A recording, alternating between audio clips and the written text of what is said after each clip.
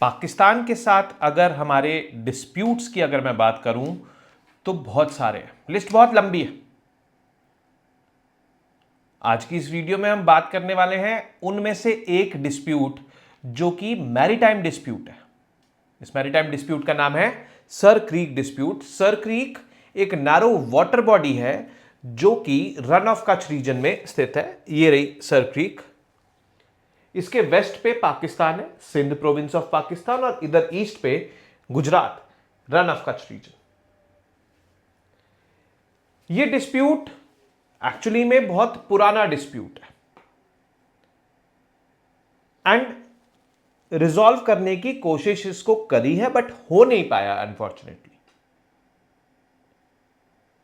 अभी रिसेंटली पाकिस्तान ने यहां पर मिलिट्री बिल्डअप कर लिया और मिलिट्री बिल्डअप करने के बाद हमारे रक्षा मंत्री जी ने भुज में एक एयरबेस विजिट के दौरान वहीं से स्पीच देते हुए बोला कि पाकिस्तान अगर कोई भी मिस एडवेंचर करने की कोशिश करेगा इस रीजन में तो पाकिस्तान का इतिहास और भूगोल दोनों बदल जाएगा।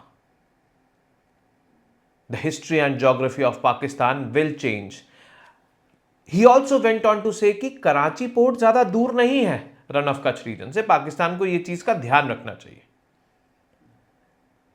कराची पाकिस्तान का major economic hub, Karachi Pakistan का ओनली डीप वाटर पोर्ट, तो कराची पाकिस्तान के लिए बहुत इंपॉर्टेंट। बट वो सर क्रीक से ज्यादा दूर नहीं है, ठीक है। तो ये चीज हमारी तरफ से क्लियर है कि भाई terror and talks can not go hand in hand.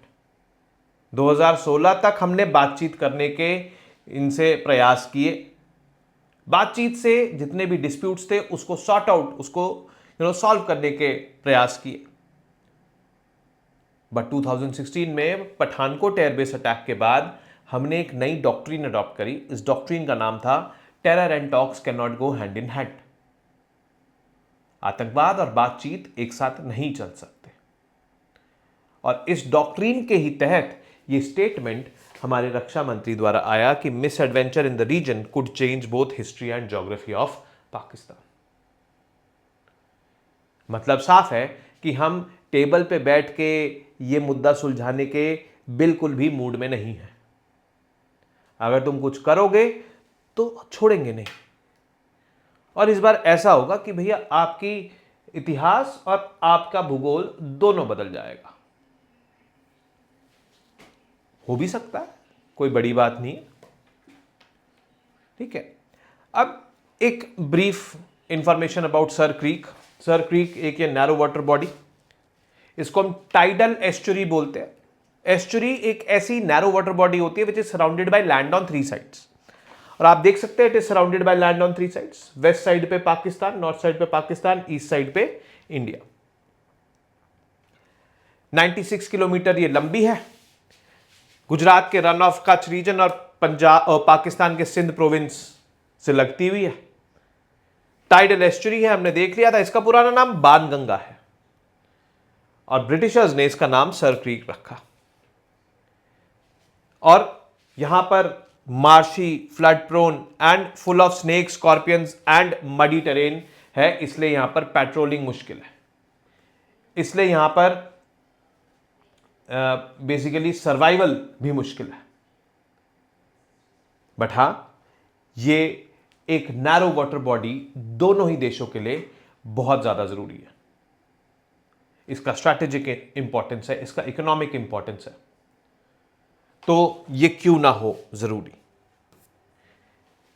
But हमें यह जानना है कि डिस्प्यूट क्या है, इसकी हिस्ट्री क्या है,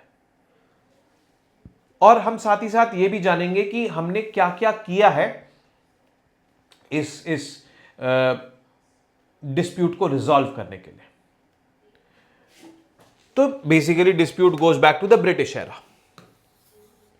ब्रिटिशर्स के दौरान भाई बहुत सारे डिस्प्यूट्स थे जो कि ब्रिटिशर्स कहने को सॉल्व करे उन्होंने, बट उनमें इतनी डिस्क्रिपेंसी है, इतनी कॉन्ट्राडिक्शंस हैं कि वो आज की डेट में उन कॉन्ट्राडिक्शंस की वजह से कॉन्फ्लिक्ट्स बने हुए बरकरार है।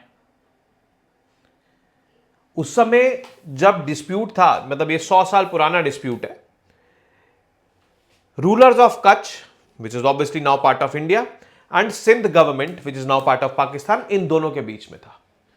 और किस मुद्दे पे था, क्या था? Who had the right to collect firewood near the creek, किसके पास वो अधिकार है फायरवुड कलेक्ट करने का।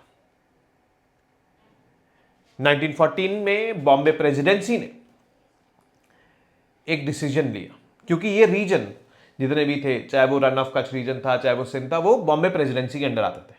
Administrative control Bombay presidency. तो उन्होंने एक डिसीजन लिया जिसको बेसिकली बॉम्बे रेजोल्यूशन के नाम से जानते हैं। बट इस बॉम्बे रेजोल्यूशन में कॉन्ट्राडिक्शन, पैराग्राफ 9 ये कहता था कि जो eastern bank of the creek है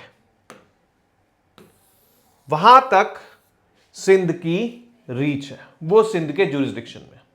अब eastern bank of the creek, मान लो ये क्रीक है, ये सिंध है, ये रन ऑफ कच्छ है, तो ईस्टर्न बैंक हो गया ये। यहां तक अगर सिंध की रीच है तो ये पूरी की पूरी सर क्रीक तो सिंध में आ गई ना। और वहीं अगला पैराग्राफ जो है वो ये कहता था कि जो मिड चैनल है, ये थालवेग प्रिंसिपल के तहत मिड चैनल जो है ये बाउंड्री होगी बिटवीन इंडिया एंड पाकिस्तान। अब एक ही रेजोल्यूशन, उसमें कॉन्ट्राडिक्शन। और मजे की बात यह है कि पैराग्राफ 9 और उसके अगले ही पैराग्राफ में कॉन्ट्राडिक्टरी नोट है ये। अब पाकिस्तान तो पैराग्राफ 9 को ही गाता फिरता है, वो उसी को ही प्रमोट करता है, और हम पैराग्राफ 10 को।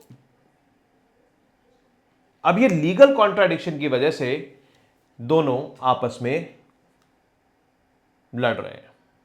यही है डिस्प्यूट, या यही है रीजन जिसकी वजह से ये डिस्प्यूट चला आ रहा है।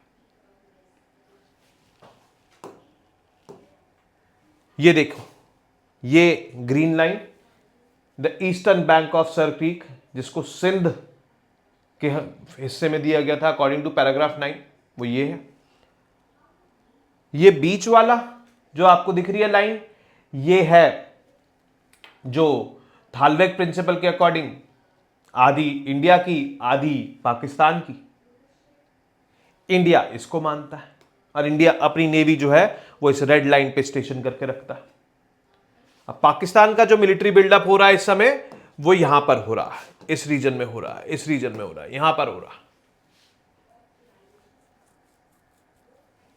So that is a bit problematic. ठीक है, अच्छा, ब्रिटिशर्स चले गए 1947 में, उसके बाद क्या हुआ ये भी तो जानना जरूरी है। उसके बाद बेसिकली हुआ ये कि 1965 में ऑपरेशन डेजर्ट हॉक, 1914 का बॉम्बे रेजोल्यूशन तो हमें पता ही है, बट 1965 में ऑपरेशन डेजर्ट हॉक, जहां पर पाकिस्तान ने थोड़ा बहुत बिल्डअप करना शुरू करा। ये एक बिल्डअप था to the 1965 war with Pakistan, और हमें उसका नतीजा पता ही है 1965 वॉर का पाकिस्तान के साथ क्या हुआ था। Obviously it was in favour of India. Second, Indo Pakistan western boundary case tribunal, 1968 में एक ट्रिब्यूनल फॉर्म हुआ, किंग ऑफ यूके ने इसको फॉर्म करवाया था टू रिजॉल्व द डिस्प्यूट, क्योंकि पाकिस्तान पूरे के पूरे रन ऑफ कच्छ रीजन पे क्लेम करने लग गया था। बट इस ट्रिब्यूनल के अवार्ड के तहत 90% Rann of Kutch region India में, 10% पाकिस्तान में। बट इस ट्रिब्यूनल के जजमेंट में सर क्रीक के इशू को एड्रेस नहीं किया गया, क्योंकि सर क्रीक का इशू माना जा रहा था टेक्निकल इशू है, इसमें हाइड्रोलॉजी के काफी सारी कॉन्सेप्ट्स इन्वॉल्व हैं, तो हम इस इशू को नहीं रिजॉल्व कर सकते अभी, तो इस इशू को अनरिजॉल्व छोड़ दिया गया। फिर 1997 से लेकर 2012 तक बहुत सारे डायलॉग्स हुए, बट हर एक डायलॉग का जो भी रिजल्ट आया या जो भी आउटकम आया, वो एक्चुअली में इनकंक्लूसिव, या फिर कोई उसका कंक्लूजन नहीं निकल पाया, कोई सोल्यूशन नहीं। डिस्प्यूट जैसा था वैसा रहा। 2023-24 में पाकिस्तान ने मिलिट्री बिल्डअप स्टार्ट कर दिया था, 2025 में मिलिट्री बिल्डअप इंटेंसिफाई कर दिया है और यहां पर हमारे रक्षा मंत्री के द्वारा एक स्टर्न वार्निंग इनको दी गई है। बट अगर आप क्लोजली सोचो कि क्यों यह डिस्प्यूट रिजॉल्व नहीं हो पाया, उसके कई सारे रीजंस होंगे। रीजन नंबर 1 होगा लीगल एम्बिग्विटी।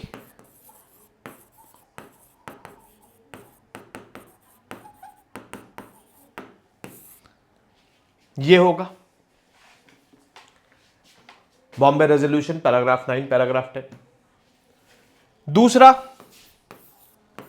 आज की डेट में जो मिसट्रस्ट है एक दूसरे के ऊपर, इस मिसट्रस्ट की वजह से पॉलिटिकल विल है ही नहीं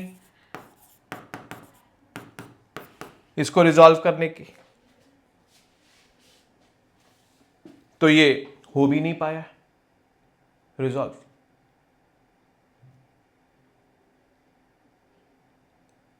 this is something which we need to no.